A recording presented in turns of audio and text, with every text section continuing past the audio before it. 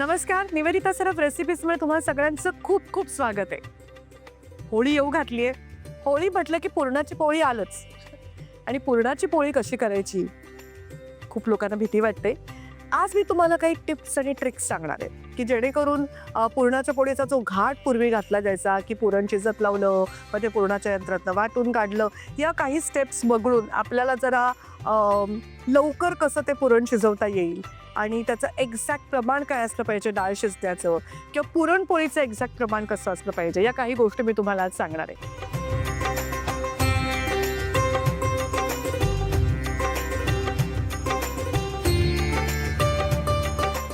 आता आपल्याला पुरणपोळी करायची आहे, तर पहिल्यांदा कुकरमध्ये आपण डाळ शिजवणार आहोत. मी ज्या काही तुम्ही कॉमेंट्स करता आपल्या कॉमेंट बॉक्समध्ये, त्यात एका ब्लाइंड व्यक्तीची विचारणा झाली आहे आणि मला खूप आनंद होतो आहे की तुम्ही माझं चॅनल मी पाहतायच असं म्हणेल, कारण तुम्ही तुमच्या मनाने माझं चॅनल पाहताय आणि मला खूप खूप आनंद होतो आहे. तुम्हाला कधी काहीही कुठल्याही गोष्टीचा प्रश्न पडला तर मला कधीही विचारा, मी कायम तुमच्या मदतीसाठी तत्पर असेल. तर त्यांचा असा प्रश्न होता की त्यांना ते ब्लाइंड असल्यामुळे त्यांना कपपेक्षा मेजरमेंट्स पाहिजे आहेत केजीजमध्ये, वेट्समध्ये पाहिजे. तर त्यांना मला एक सांगायचं आहे, जेव्हा जेव्हा मी 1 कप म्हणते तेव्हा ते 128 ग्राम ते 130 ग्राम पीठ भरतं. कारण पिठाच्या बारीक आणि जाड प्रमाणावरती जे पीठ त्या कपात भरतं त्याच्यामध्ये थोडासा फरक पडतो. आपण 1 कप डाळ किती केजी भरते ते बघूया. एक लक्षात ठेवा, कधी पण भरल्यावरती कपावरती त्याला असं या बटर नाईफनी हे करायचं, काय म्हणूया त्याला, असा कट द्यायचा, जेणेकरून त्या कपमध्ये एक्झॅक्टली तुमची आत्ता 1 कप डाळ भरली गेली आहे. ती केजीजमध्ये किती जाते ते मी बघते. 1 कप डाळ बरोबर 169 ग्राम भरली आहे. आपण इथे 1.5 कप डाळ घेतली आहे. सो हे त्या माझ्या खास प्रेक्षकांसाठी किंवा माझे खास जे फॉलोअर आहेत त्यांच्यासाठी मी आज हे सांगितलं. 1.5 कप डाळ घेतली आहे, कारण आपल्याला जेव्हा पुरणपोळी करतो त्या पुरणपोळीबरोबर येते कटाची आमटी.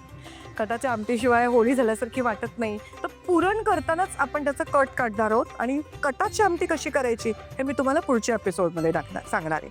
तर त्या कटाच्या आमटीसाठी म्हणून आपण 1.5 कप चण्याची डाळ घेतली आहे. आता ही 1.5 कप चण्याची डाळ मी चांगली स्वच्छ धुवून घेतली आहे. ती आपण कुकरमध्ये घालूया, कारण अर्धा कप डाळ आपण कटाच्या आमटीसाठी वगळणार आहोत. आपण 1.5 कप घेतली आहे, मग त्याच्यामध्ये बरोबर 3 कप पाणी घालायचं. जितकी डाळ तुम्ही घ्याल, समजा तुम्हाला 1 कपाची करायची असेल तर तुम्ही 1.25 कप पुरणपोळीसाठी घ्या, 1/2 कप कटाच्या आमटीसाठी वगळा, चालेल. ह्याच्यामध्ये 1.5 कपाला बरोबर 3 कप पाणी घालूया. हे आपण 3 कप पाणी घातलंय. आणखीन एक मी म्हटलं ना, आज मी तुम्हाला काही ट्रिक्स सांगणार आहे. त्यातली एक ट्रिक म्हणजे, कधीही तुम्ही अशी डाळ नुसत्या कुकरमध्ये लावलीत त्याच्यामध्ये नेहमी थोडंसं तूप घालावं. म्हणजे पाणी कधी कधी जरासं जास्त झालं तरी सुद्धा ते झाकणातनं शिटीतनं पाणी कधीच कुकरमधनं बाहेर येणार नाही. त्यामुळे थोडंसं एक छोटा चमचा तूप त्या डाळीत घालावं. त्याचबरोबर गुळामध्ये थोडंसं मीठ असतंच, तरी सुद्धा आपण ह्याच्यामध्ये थोडंसं मीठ घालणार आहोत पुरण शिजवताना. आणि अगदी रंगासाठी अगदी किंचित अशी आपण हळद घालणार आहोत. बस. आता आपण हे जरासं ढवळूया. आता आपण या कुकरच्या माझ्या या कुकरच्या मला मिनिमम 5 शिट्ट्या घ्याव्या लागतील. ही चण्याची डाळ मला अतिशय मऊ शिजवायची असेल तर. बरं, पूर्वी काय होतं, आपण जेव्हा ती गॅसवर शिजवायचो आणि पुरणाच्या यंत्रातनं काढायचो तेव्हा जर डाळ थोडीशी किंचितशी एखाद दुसरी कचकचीत राहिली तरी हरकत नसायची, कारण ती पुरणाच्या यंत्रातनं आपण काढायचोय. तर आत्ता आपण पुरणाच्या यंत्रातनं डाळ काढायची जी पद्धत होती ती आपण सोडून देणार आहोत आणि डाळ कुकरमध्येच एवढी शिजवणार आहोत की आपल्याला अगदी मॅश करून अगदी पूर्ण मऊ झाली पाहिजे. यासाठी आपल्याला डाळ जरा जास्त शिजवली पाहिजे, म्हणून आपण ह्याच्या 5 शिट्या घेणार आहोत. चला, आता आपण डाळ शिजत लावली आहे, तोपर्यंत आपण पुरणपोळीसाठी कणिक बनवून घेऊया. हे 1/4 कप पीठ आपण घेऊया. आपण हे गव्हाचं पीठ घेतलंय नॉर्मल, माझ्याकडे बारीक असतं गव्हाचं पीठ, ते आपण गव्हाचं पीठ घेतलंय. गव्हाच्या पिठाच्या पुरणपोळ्या नेहमी हलक्या होतात आणि जास्त छान होतात. सो गव्हाच्या पिठात फक्त पोळी फुटू नये म्हणून आपण 1 टेबलस्पून मैदा घातलाय, बस तेवढंच. आपण हे मिक्स करून घेऊया. अगदी किंचित थोडं मीठ घालूया. आपण किंचितशी हळद घालूया, अगदीच कमी. हे पहा, बस टिंज म्हणतो आपण यावी ना त्या रंगाची, एवढी हळद घालूया. आणि आता आपण जर हे सगळं मिक्स करून पीठ भिजवायला घेऊया. दुसरी एक टिप, आपण युजली चपातीसाठी जेव्हा कणिक वगैरे मळायला घेतो तेव्हा ह्याच्यातच आपण तेल घालतो आणि मग ती कणिक मळतो. तर पुरणाची पोळी करताना आपल्याला तसं करायचं नाही, तेल आपल्याला सगळं बाहेरून लावायचं आहे. आत्ता आपण आधी मळताना मध्ये तेल घ्यायचं नाही आहे, आपण थोडं थोडं पाणी घालत थोडी सैलसर अशीच ही आपल्याला कणिक मळायची आहे.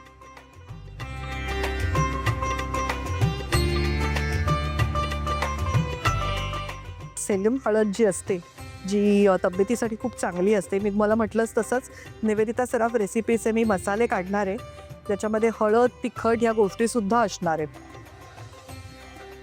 हे बघा, आता हा थोडा सैलसर गोळा आपण भिजवलाय,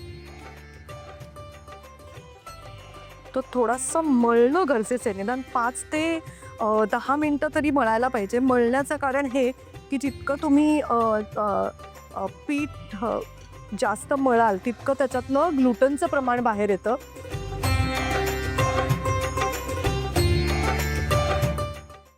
बघितलं कसं झालंय तसं गोळा ते. आता हा गोळा थोडासा असा ठेवूया आपण, परत त्याला किंचित तेल लावूया.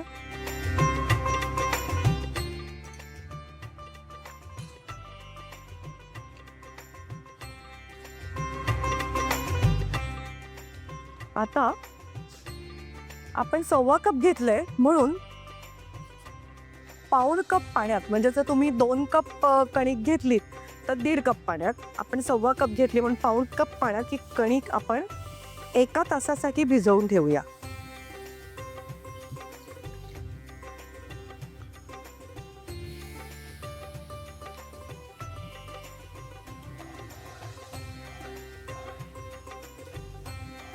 असं केल्याने जेव्हा परत तुम्ही कणिक बाहेर काढाल तेव्हा त्याच्यात जास्त चांगली इलास्टिसिटी येते आणि मग तुम्ही जास्त पुरण भरून जरी पोळी लाटलीत ना तरी पोळी फाटत नाही किंवा फुटत नाही. आता हे सगळं पहिल्यांदा आपण याच्यात काढूया.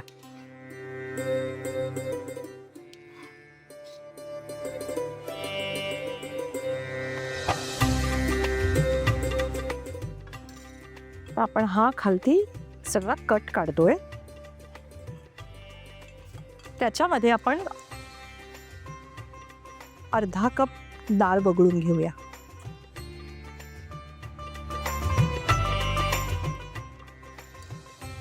ही अर्धा कप डाळ आपण काढली, जी आपल्याला कटाच्या आमटीसाठी पुढच्या एपिसोडमध्ये मी तुम्हाला कटाची आमटी दाखवणार आहे, त्यामुळे पहिल्यांदा तो कट कसा काढला ते आपण आत्ता बघितलं, त्याच्यातच आपण ही डाळ ॲड करून टाकूया.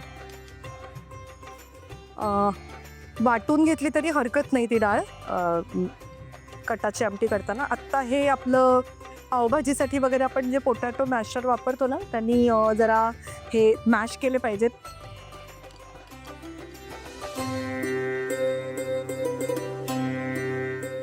ते आपण जरा सगळं चांगलं मॅश करून घेऊया आणि मग आपण त्याला गूळ घालून पुरण करायला घेऊया.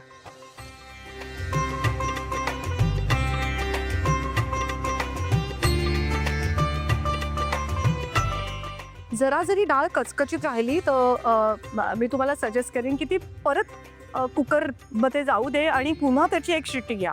पण थोडीशी सुद्धा कचकचीत असेल डाळ तर त्याचं पुरण करायला जाऊ नका, नाहीतर मग ते तुम्ही पुरणाच्या यंत्रातनं काढून घ्या किंवा फूड प्रोसेसरमधनं फिरवून घ्या. पण आपण त्या गोष्टी अवॉइड करण्यासाठीच एक थोडीशी शॉर्टकट मेथड म्हणून हे असं पुरण करतोय. आत्ता मी पहिल्यांदा पुरण करायला घेते.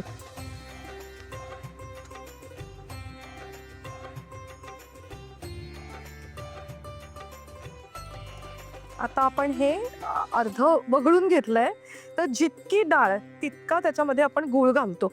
1 कप गूळ किसून घेतलेला आहे, तो आपण आता त्याच्यात टाकूया. त्या गुळाला आपण त्याचं पाणी सुटणार आहे.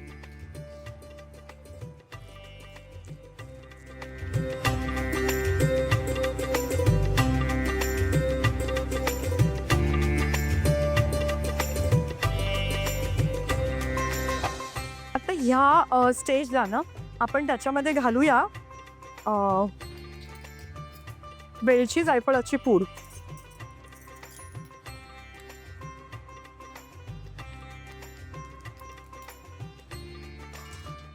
आणि घालूया एक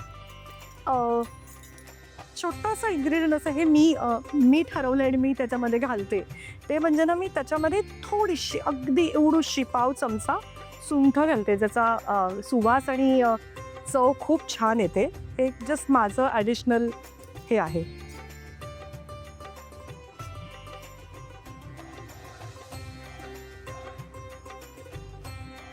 आता आपल्याला बेसिकली ते सुकवायचं आहे सगळं.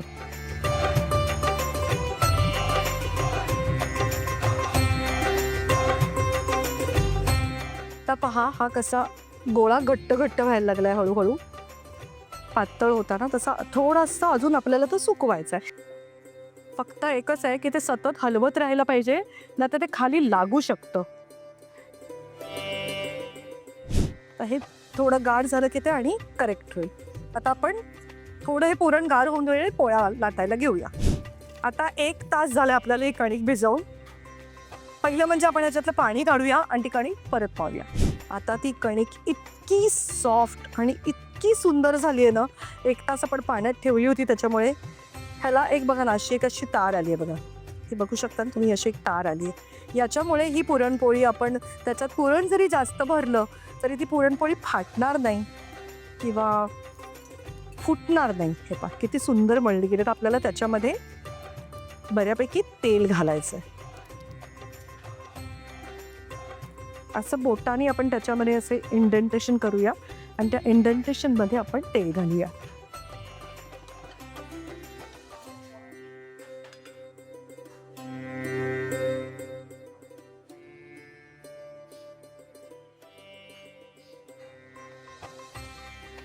परफेक्ट. आपण पहिल्यांदा पिठाचा गोळा घेऊया. आपलं छान मस्त पीठ असं हे झालंय छान. हे ऑलरेडी त्याला तेल आहे, तो आपण तेल असं करून घ्या. आता बघा, आता जेवढा आपण पिठाचा गोळा घेतो ना, त्याच्या दुपटीने आपल्याला पुरणाचा गोळा घ्यायचा आहे.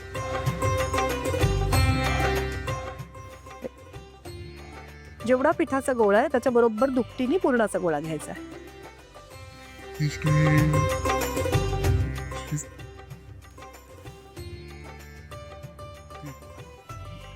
आता आपण त्याच्यामध्ये पुरण भरूया.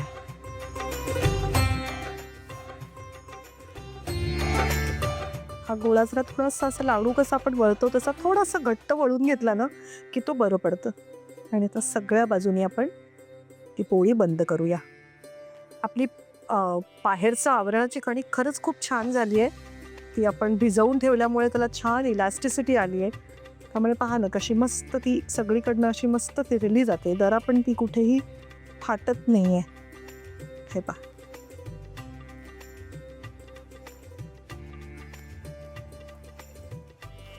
आता ही जर नाजूक असते पुरणपोळी, त्यासाठी आपण त्याला घेणार आहोत तांदळाची पिठी.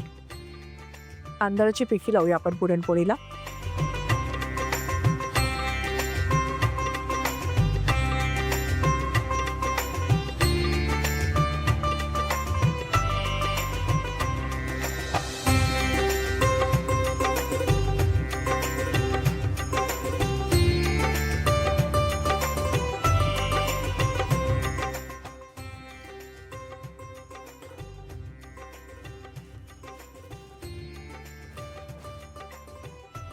पुरणपोळी अतिशय नाजूक असते, ती थोडीशी निगुतीने करावी लागते. सगळीकडनं ती सारखी लाटली गेली पाहिजे.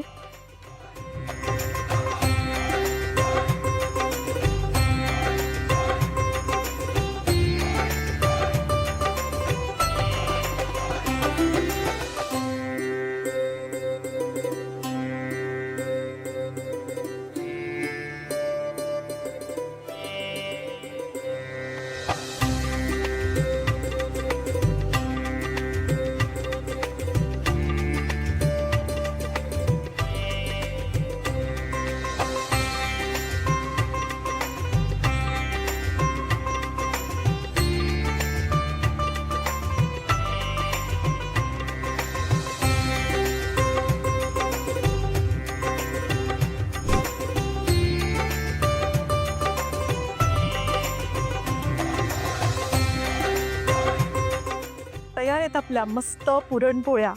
जेवायला या. तुम्हाला सगळ्यांना होळीच्या खूप खूप शुभेच्छा. ही सगळी होळी हा सण आपण खूप पर्यावरणाचा समतोल राखून करायचा आहे. रंग उडवताना वगैरे कोणाला त्रास होणार नाही ह्याची काळजी घ्यायची. आपल्यामुळे दुसऱ्याला त्रास होऊ नये. फुगे मारणं किंवा ज्यांना ह्याच्यात सहभागी नाही व्हायचं आहे त्यांना जबरदस्ती सहभागी करणं हे योग्य नाही. मजा करा, आनंद करा, होळीचा सण साजरा करा आणि पुरणपोळी करा. माझी आठवण काढा नक्की. तुम्हाला माझं चॅनल जर आवडत असेल तर लाईक करा, सबस्क्राईब करा, शेअर करा, बेल आयकॉनला हिट करायला विसरू नका. आणि पुढच्या एपिसोडमध्ये मी तुम्हाला कटाची आरती दाखवणार आहे, ती पाहायलाही विसरू नका.